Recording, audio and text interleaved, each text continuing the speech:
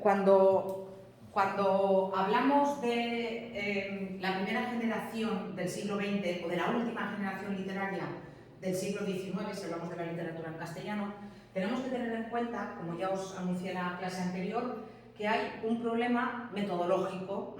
¿Por qué? Pues porque en el mismo periodo de tiempo, hablamos más o menos entre 1895 y 1915, coinciden dos grupos de escritores aparentemente contrarios, que serían por una parte los modernistas y por otra parte los de la generación del 98, repito, aparentemente contrarios, pero que al final tienen puntos en común, tienen nexos, como por ejemplo, primero, que coinciden en el mismo momento histórico; segundo, que publican en las mismas revistas; tercero, que se conocen; cuarto, que participan en las mismas tertulias literarias; quinto, que también defienden, por ejemplo, o escriben algunos manifiestos conjuntos, como por ejemplo cuando le quitan el Premio Nobel de Literatura a Galdós. Entonces, son autores que colaboran en algunas cosas concretas, pero además, otro rasgo significativo que también lleva a algunos a pensar que en realidad hacer la diferencia tan clara entre modernismo y 98 es un poco falso. Hay evolución, hay algunos autores que empiezan dentro del modernismo y que acaban dentro del 98. Al revés, no hay ningún caso, no hay ningún autor que empiece dentro del 98 y que acabe en el modernismo. De ahí que la crítica, los filólogos se dividan como en dos tendencias, los que han estudiado este periodo de tiempo. Unos que consideran que en realidad el 98 es una parte del modernismo, una evolución, un modernismo español, por tanto no serían dos movimientos netamente diferenciados, y otros que consideran que no, que hay tantas diferencias de estilo, ahora veremos algunos textos, que en realidad son dos movimientos completamente distintos. Y el hecho de que haya trasvase de escritores, pues mira, porque los modernistas al final se cachan del modernismo, y el hecho de que coincidan, de que publiquen, de que se conozcan, pues mira, normal, porque vivían en el Madrid de la época. Es una situación que no está solucionada, hay autores que defienden una cosa y autores que defienden otra. A mí me da lo mismo, es bastante probable que eso os lo pregunte el día del examen, si son un movimiento o dos movimientos, y me va a dar igual lo que me contestéis, siempre y cuando lo razonéis y lo argumentéis bien. Si consideráis que es el mismo movimiento, lo que vais a hacer es insistir en aquello que los une. Si consideráis que son dos movimientos diferentes, lo que vais a hacer es subrayar aquello que los separa, y ya está, y me va a dar igual. O sea, yo no tengo opinión, ya os digo que es una cuestión que ha llevado a publicar libros y tesis doctorales, no vamos a llegar a ninguna conclusión. Eso depende, claro, depende de la percepción y del enfoque. En todo caso, para ayudaros, tenéis actividades y tenéis después este vídeo que está muy bien porque empieza con una primera parte en la que se hace un repaso a los rasgos comunes, luego tenéis toda una parte en que habla de las características del modernismo, una tercera parte en la que se habla de las características del 98 y luego una conclusión que no es una conclusión. Es un texto argumentativo al que casi le falta la tesis, casi, no le llega a faltar, pero le falta. Entonces, si veis el vídeo vais a entender muy bien lo que os explico. Empezamos ahora sí con el modernismo. Ya vamos a considerar que son dos movimientos o que son dos caras de la misma moneda, pero vamos a ver que hay una serie de diferencias. Tenéis aquí un vídeo también que os puede servir para empezar con el modernismo, pero mirad, en principio lo que ocurre con el modernismo es que va a ser el primer movimiento literario importante de la literatura española que no nace en la metrópoli, es decir, no nace en España y llega a Hispanoamérica, sino que va a ser al revés, va a ser un movimiento que va a nacer en Hispanoamérica y que va a venir hacia España, y que va a venir fundamentalmente con una figura enorme, gigantesca, que es la figura de Rubén Darío, que además fue un poeta nicaragüense, pero que tuvo muchos lazos con España, estuvo viviendo incluso en Mallorca. Si vais por el paseo marítimo, enfrente del Consulado de la Mar, hay un busto, que es un busto a Rubén Darío, porque él estuvo viviendo una temporada por el terreno, ahí detrás de la Plaza Gomina. Entonces, él, que era además un autor muy militante y muy convencido del modernismo, llama a algunas jóvenes figuras de la poesía española, como Antonio Machado, Juan Ramón Jiménez, que habían hecho sus pinitos publicando algunos versos, los llama a luchar por el modernismo. Entonces, va a ser, como os digo, la primera vez que va a ser un movimiento que venga de Hispanoamérica hacia España. También el modernismo, tenéis que pensar que es un movimiento más amplio que la generación del 98, porque hay modernismo no solo en literatura. Seguramente os suena Gaudí, os suena la Sagrada Familia, os suena la Casa Batlló. El modernismo es modernismo en arquitectura. Hay pintura modernista, hay arquitectura modernista, hay artes plásticas modernistas, hay la lámpara esta Tiffany, que a lo mejor os suena que es una lámpara de colorines. Pues la lámpara Tiffany es una lámpara modernista, ¿sí? Entonces, el modernismo es más amplio y además el modernismo se da en otros países de Europa. Y tiene una máxima o un lema, que es el arte por el arte. Es decir, la obra artística, y en este caso yo os estoy hablando de la literatura no tiene por qué reflejar la realidad. Ni la literatura tiene que servir para concienciar, ni la literatura tiene que servir para cambiar las cosas o para denunciar los males de la sociedad. No, no, no. La literatura simplemente es buena en cuanto a objeto artístico. ¿Y qué es lo que importa de la literatura? Fundamentalmente la belleza. Por tanto, el modernismo va a ser un movimiento literario que va a utilizar fundamentalmente la poesía, va a utilizar fundamentalmente el verso, va a ser un movimiento literario en el que va a predominar la forma sobre el contenido. Si tienen que elegir entre decir cosas profundas o decir cosas más superficiales pero más bonitas, van a elegir siempre lo bonito. Lo que es importante es la belleza, lo que es importante es el uso del lenguaje. Y por eso, por ejemplo, van a renovar el lenguaje introduciendo en el castellano palabras extranjeras que no se utilizaban, también utilizando arcaísmos. Por ejemplo, en lugar de decir blanco o marfileño, para referirse pues, a una mujer que tiene la piel blanca, que tiene la piel como de marfil, van a decir eburneo, por ejemplo. En lugar de decir plateado, van a decir argentino. En lugar de decir dorado, van a decir áureo. Son palabras que están en el diccionario, pero son palabras que no se utilizan habitualmente en castellano y que son ya arcaísmos, son palabras ya antiguas, pero que ellos las rescatan. Además de todo eso, van a utilizar neologismos. Cuando no encuentran la palabra que les gusta, lo que hacen es que se la inventan. Ahora, cuando veamos un poema de Rubén Darío, vais a ver que en un momento, en un verso, él dice: «O quien fuera Ipsipila que dejó la crisálida». La crisálida es el capullo, ¿sí? Y Ipsipila vendría a ser el gusano que ya se ha convertido en mariposa en el momento de dejar el capullo en el que hace la metamorfosis. Claro, en castellano no hay una palabra para ese momento exacto. Bueno, pues él se inventa la palabra Ipsipila. Y si vais al diccionario no la vais a encontrar, porque no existe. Claro, es mucho más bonito «o quien fuera Ipsipila que dejó la crisálida» que decir «o quien fuera gusano que dejó el capullo». O sea, claramente, entonces como están preocupados por la belleza, eso es lo que van a usar, Van a buscar efectos impresionistas, es decir, van a llamar a los sentidos, vamos a encontrarnos con textos que están llenos de música, por ejemplo, de alusiones a instrumentos musicales, pero también, por ejemplo, de aliteraciones, que es repetir un sonido para conseguir un efecto determinado. Está mudo el teclado de su clave sonoro, un clave o clavicino o clavicémbalo era el precedente del piano. Mozart no tocaba el piano, Mozart tocaba el clave. Entonces, para describir a alguien que está tocando el clavecín, está mudo el teclado de su clave sonoro. O el mismo Rubén Darío, que en otro poema hace que se abanique una marquesa y se abanica con el ala leve, del leve abanico. Y tú ves a la marquesa abanicándose porque ves esas repeticiones de la E y de la L y consiguen, o por ejemplo, la princesa está triste, que tendrá la princesa, los suspiros escapan de su boca de fresa. Tienes tantas eses que parece que ves a la princesa suspirar. Entonces, van a utilizar muchos recursos que llaman a los sentidos, muchísima musicalidad, muchísimo cromatismo, es decir, colores, y después van a introducir en la literatura española a un recurso estilístico que se llama sinestesia. ¿Qué es una sinestesia? Una sinestesia consiste en aplicarle a un sustantivo un adjetivo que no le corresponde porque se refiere a otro sentido. Por ejemplo, en un momento dado, Rubén Darío habla de que la princesa tiene en sus ojos dulzura de luz. La luz hace referencia a la vista, pero la dulzura hace referencia al gusto.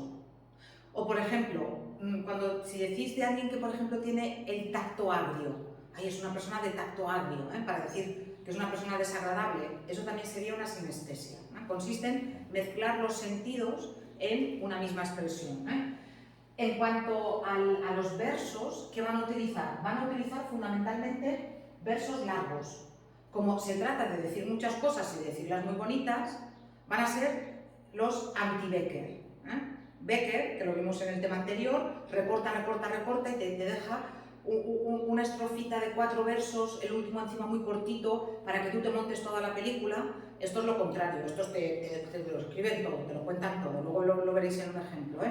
Y sí que es verdad que aparte de los versos largos, los alejandrinos que son de 14 sílabas, los de 16 sílabas también los utilizan, también nos vamos a encontrar con verso libre, que va a ser también la primera vez que nos lo encontremos en la literatura, en castellano, como mínimo. En Francia se había utilizado un poco antes, que es que no haya medida exacta entre los versos y que incluso haya versos que no rimen, que no haya un esquema métrico, ¿vale? En general proponen la libertad métrica, dentro de la belleza y dentro de la poesía, que cada uno utilice la métrica que quiera, que no sea un corsé la métrica. Y además, como no les gusta nada, nada, nada la época en la que les ha tocado vivir, y a ellos lo que les gustan son las princesas y la corte de Luis XVI no, fue el que le cortaron la cabeza, de Luis XIV, sí, con aquellos vestidos y aquellas pelucas, y lo que les gusta es, por ejemplo, la América precolombina. Van a reivindicar los mitos de la América precolombina antes de que llegaran los colonizadores españoles allí. Todo eso va a provocar que sea una poesía escapista, que no sea una poesía que refleje la realidad de su momento histórico, sino que sea una poesía que refleje otras épocas. Como representantes y obras nos encontramos fundamentalmente con Rubén Darío. Rubén Darío va a ser el padre del modernismo, este autor que os dije, o que os acabo de decir, que es nicaragüense y que llama a luchar por el modernismo. Va a tener sobre todo 2 obras literarias, las tenéis aquí nombradas, Azul y Prosas profanas, que van a ser obras fundamentales y que van a ser como las Biblias, si me dejáis que lo diga así, del modernismo. A partir de Rubén Darío va a haber toda una legión de seguidores que quieren ser como Rubén Darío. Además de Rubén Darío, en el caso español nos encontramos con 2 autores que después veremos dentro del 98, que son Antonio Machado y Ramón María del Valle Inclán, que tienen sus primeras obras modernistas, pero que luego evolucionan hacia el 98ismo. Y después nos encontramos con el caso de Juan Ramón Jiménez, que va a ser el poeta más importante de la primera mitad del siglo XX, que nunca va a ser 98ista, pero que en sus primeras obras va a ser modernista y que luego va a evolucionar hacia una poesía pura que lo va a convertir en el maestro de la generación del 27. Y ya os digo, y en realidad en el maestro de prácticamente todos los poetas importantes pues prácticamente de 3/4 del siglo XX, porque como os he dicho, se exilió y luego le dieron el premio Nobel de Literatura en el exilio en Puerto Rico. Es seguramente el poeta más importante como trayectoria de la poesía en España en el siglo XX. De Juan Ramón Jiménez solamente os he puesto este poema que tenéis aquí, que es un poema de su primera etapa. Es un poema que a mí me gusta mucho, es un poema muy fácil de entender, y es un poema muy modernista. Fijaos en la forma, en los adjetivos, en el uso que hace del lenguaje, en que al final es más importante la forma que en el contenido. Mirad cómo está construido el poema. El poema se llama El viaje definitivo y dice: y yo me iré y se quedarán los pájaros cantando, y se quedará mi huerto con su verde árbol y con su pozo blanco. Todas las tardes el cielo será azul y plácido, y tocarán, como esta tarde están tocando las campanas del campanario.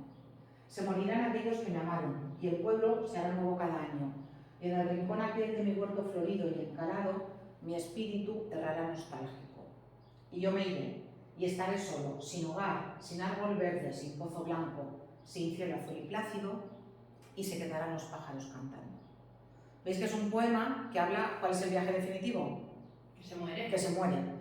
Juan Ramón Jiménez es un poema, este poema lo escribió de joven, pero Juan Ramón Jiménez tuvo muchos problemas. Hoy en día sería una persona con depresión y estaría probablemente medicado. De hecho, entró y salió de sanatorios mentales desde muy joven, y la idea de la muerte lo obsesionaba desde muy jovencito, como veis aquí en este poema. O sea, y fijaos además ese cierto egoísmo de que a él lo que le da rabia es que él se va a morir y que todo se va a quedar igual. O sea, no es yo me voy a morir y qué pena lo que yo me voy a perder. No, qué pena que todo se va a quedar igual. O sea, qué rabia me da, es un puntillo ahí un poquito, era bastante egocéntrico, Juan Ramón Jiménez. ¿Os llama la atención una falta de ortografía? ¿No veis una falta de ortografía enorme en el texto? ¿No veis una falta? Tendríais que verla, es una de las gordas, No es ni signo de puntuación ni tilde. Es una grafía, es una letra. Es una letra. Es una letra. Es una letra. ¿Nostálgico? Nostálgico. ¿Os parece que está bien escrita? No. A ver, en castellano. En castellano. El último párrafo. En castellano. Vale, sí. Vale, en castellano, sabéis que es jaje, jijoju, ¿sí? Y que se escribe igual geranio que jefe, suena igual, se escribe diferente pero suena igual, gitano que jirafa. Vale, pues Juan Ramón Jiménez se peleó toda su vida, porque esto no existiera en castellano. Él, si quiere decir inteligencia, lo escribe con J, porque dice, eso suena J y yo lo escribo J. Nostálgico, nostalgia, suena J y yo lo escribo J. Y se peleó toda su vida con editores, con correctores. Él enviaba los manuscritos y se los devolvían con las Gs corregidas, y él los devolvía con las Js. Claro, esto lo podía hacer él porque era académico y porque era Juan Ramón Jiménez. Si alguna vez leéis a Juan Ramón Jiménez y queréis saber si el texto está pasado después por filtro o si es tal y como lo escribió Juan Ramón Jiménez, fijaos en eso. Igual que él decía que la X, cuando iba entre vocales, sonaba como una S. Y entonces, él, por ejemplo, tiene un poema, que justamente se llama Inteligencia, que es uno de sus poemas más importantes de la segunda etapa. Y dice, inteligencia, con J, dame el nombre exacto de las cosas.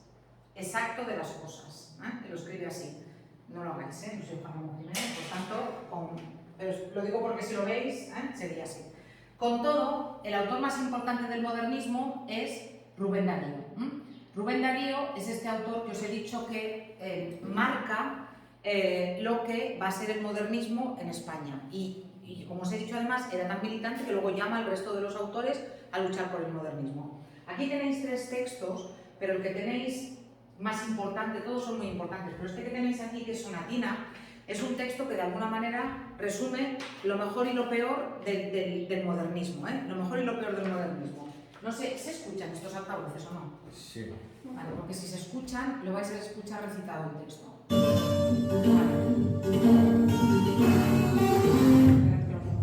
La princesa está triste.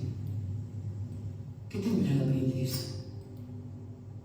Los suspiros escapan de su boca de fresa que ha perdido la risa, que ha perdido el color. La princesa está pálida en su silla de oro. Está mudo el teclado de su clave sonoro y en un paso, olvidada, se desmaya una flor. El Haná vuelve al triunfo de los pavos reales. Parlanchina la dueña dice cosas banales y vestido de rojo pibujea el bufón. La princesa no ríe.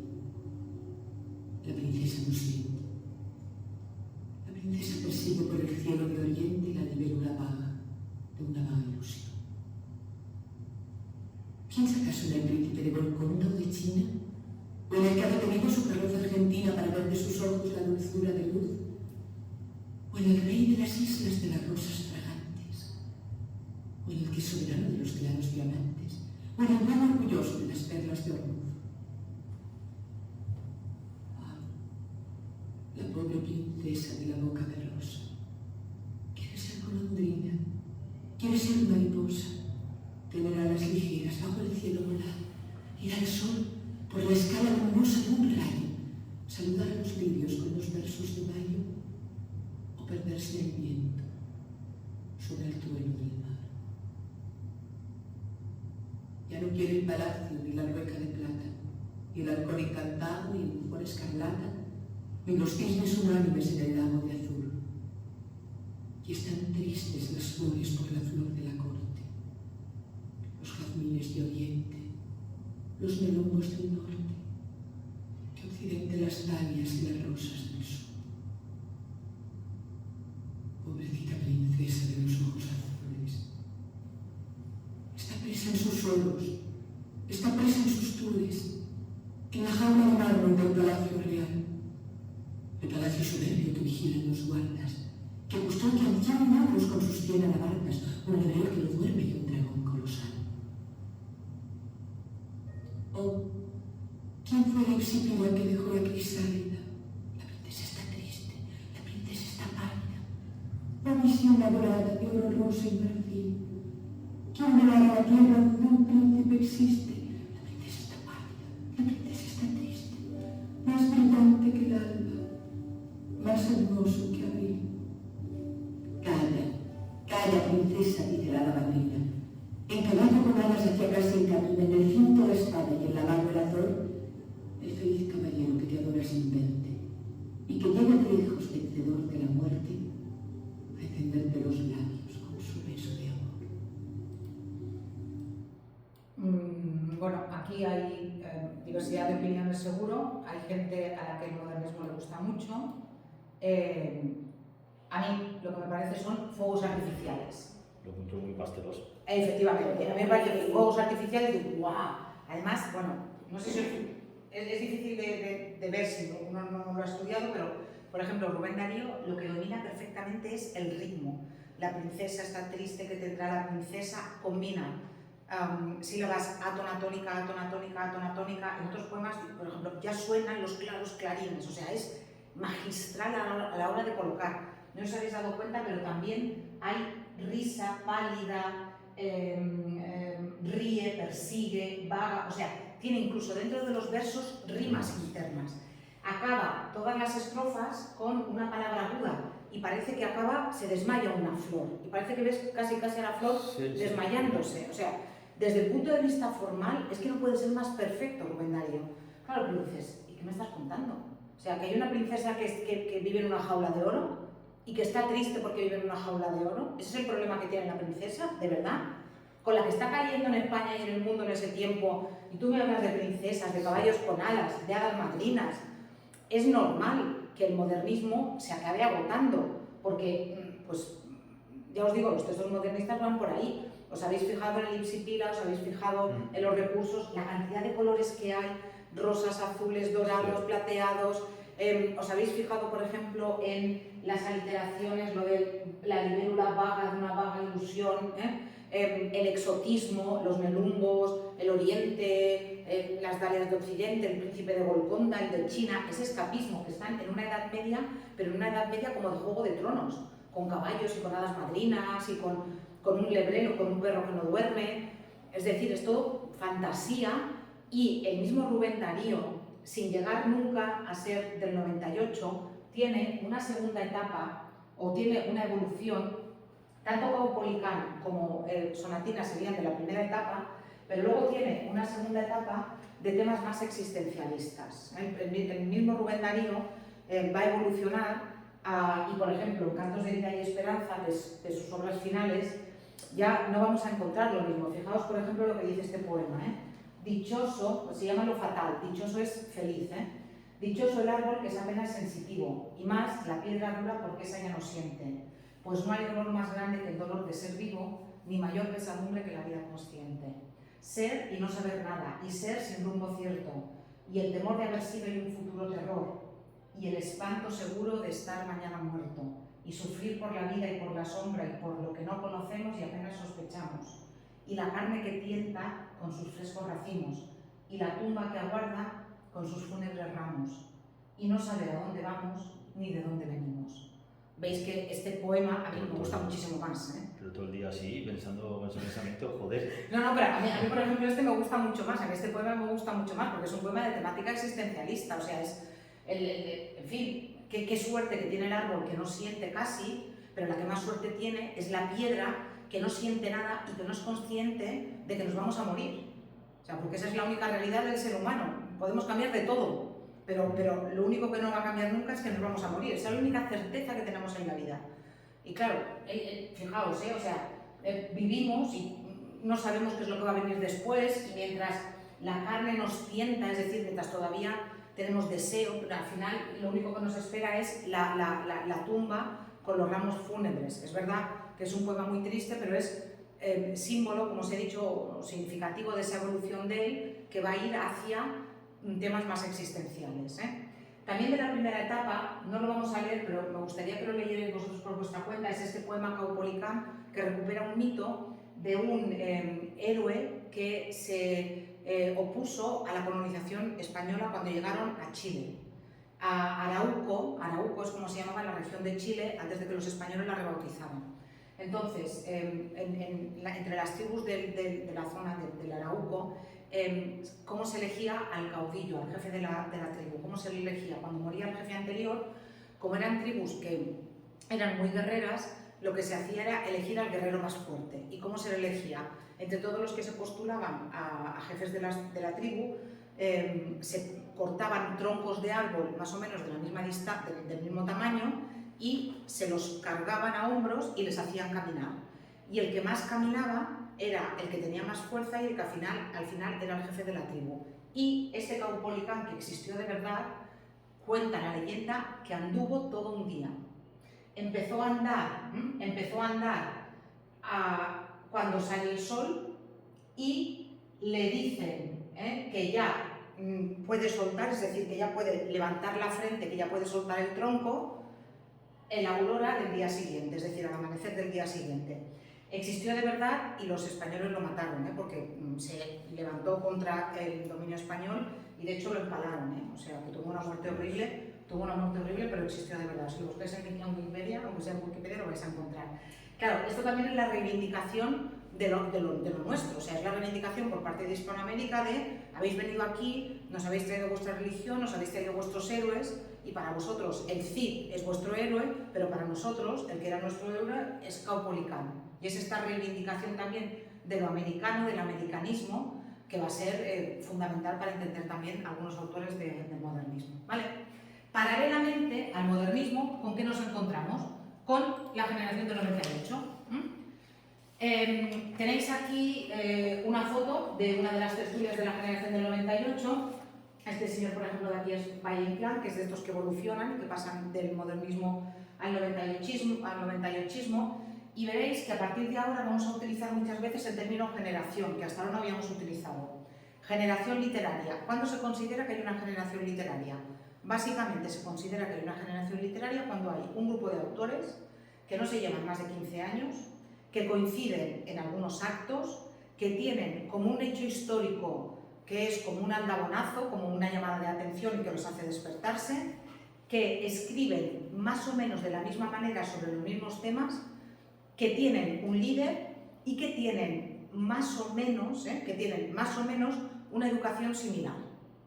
En el caso del grupo o generación del 98, entre el mayor y el mayor que es Unamuno y el menor que es Antonio Machado, hay justo 15 años. Se conocen, participan en actos comunes. Unamuno se considera el líder del grupo, se considera que el hecho histórico que los aglutina es justamente el 98, la pérdida de las últimas colonias, ¿sí?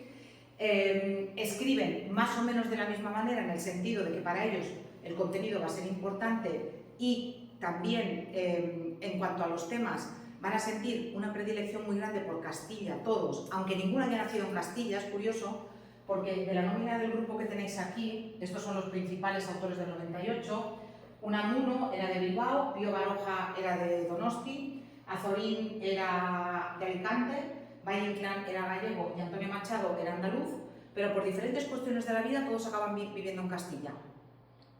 Por una cosa o por otra, Castilla o Madrid, que entonces Madrid era todavía Castilla.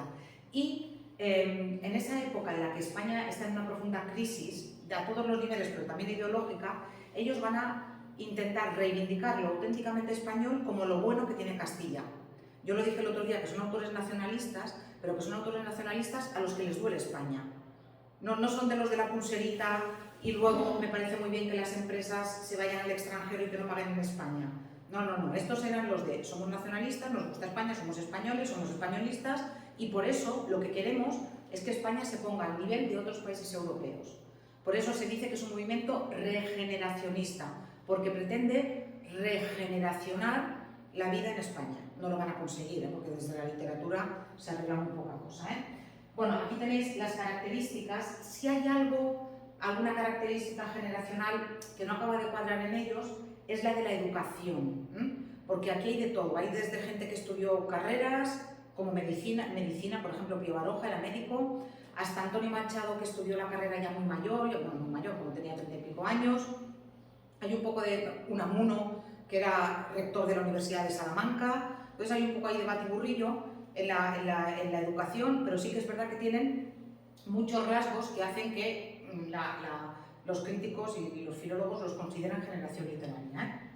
Como os he dicho, les preocupan mucho los temas que tienen que ver con la España de la época, escriben básicamente en prosa, con una excepción que es la de Antonio Machado, sienten predilección por Castilla y también van a tratar temas filosóficos y temas, digamos, más de pensamiento, porque consideran que los problemas que vive España requieren de una reflexión profunda, que no es solamente votar en las elecciones para intentar cambiar las cosas, sino que en realidad hay que hacer todo. Por ejemplo, ellos denuncian mucho el peso de la religión. Y es muy curioso porque Unamuno, que es uno de los que lo denuncian en sus obras, era profundamente creyente. Pero él era profundamente creyente en el cristianismo, digamos, cristianismo auténtico. Pero, yo qué sé, él critica en su época que cuando había sequía, pues en lugar de dedicarse a hacer obras públicas para poder, yo qué sé, tener embalses para guardar agua, la gente cogía una imagen de la Virgen y salía a rogarle a la Virgen que lloviera. Y si llovía era porque habían rezado. Entonces, denuncian, por ejemplo, ese tipo de cosas. Y eso sí que los une, pero sí que es verdad que son un poquito más diferentes que los de la generación del 97 que veremos después. Como autores destacados, mirad, yo os he puesto a Unamuno aquí, no os he puesto ningún texto de Unamuno. Pero si una tarde o una mañana tenéis 2 horitas y las dedicáis a la película Cuando acabe la guerra de Alejandro Amenábar, vais a aprender muchísimo y yo creo que os va a gustar. Yo lo he subido en el Drive, entonces si al entrar nos deja, me manda automáticamente un correo y os doy permiso para que entréis. Mirad, es una película, debe de tener 5 años o así. Es una película que justamente narra los últimos meses de la vida de Miguel de Unamuno. Y va muy bien, porque habla justamente del final de la Segunda República y habla del principio de la Guerra Civil. Miguel de Unamuno murió el 31 de diciembre del 36 y el golpe de Estado de Franco fue el 18 de julio del 36. Y Unamuno era rector de la Universidad de Salamanca, que fue además una de las primeras zonas franquistas. Sabéis que cuando Franco da el golpe de Estado hay zonas de España que aguantan mucho. Aguanta mucho Madrid, aguanta mucho Cataluña aguanta hasta el final, aguanta Valencia, pero por ejemplo Baleares cae enseguida, Andalucía cae enseguida y Castilla, Salamanca, por ejemplo, cae enseguida. Y Unamuno tiene un enfrentamiento muy fuerte con el jefe de la Falange, además en la universidad. Y es muy curioso porque la que le salva la vida a Unamuno es la mujer de Franco.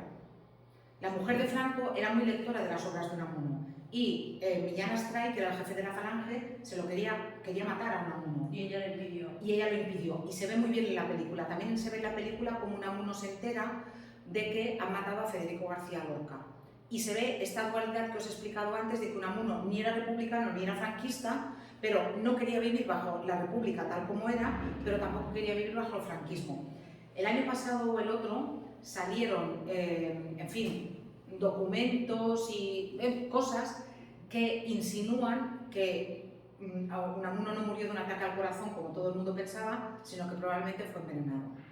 Claro, ya no se va a poder demostrar, pero vamos, cuadraría bastante, que no lo mataran así tal, pero que desaparecer, pero que lo hicieron, efectivamente. Entonces, contradictorio. Sí, yo recomiendo ver la película. El que hace de Unamuno es el que en 8 apellidos vascos hace de padre de ella, de padre de... ¿Cómo se llama? El gallego es... No, gallego no, el vasco. ¿Cómo se llama? Vasco, sí. Kepa no, ¿cómo se llama? Uy, Ahora no me sale. Bueno, Sí, ¿Sabemos quién es? y lo hace muy bien, porque además Unamuno era bajito y delgadito, pero llega un momento, y ya que el hombre es todo lo contrario, pero llega un momento en que tú ves, en este actor ves a Unamuno.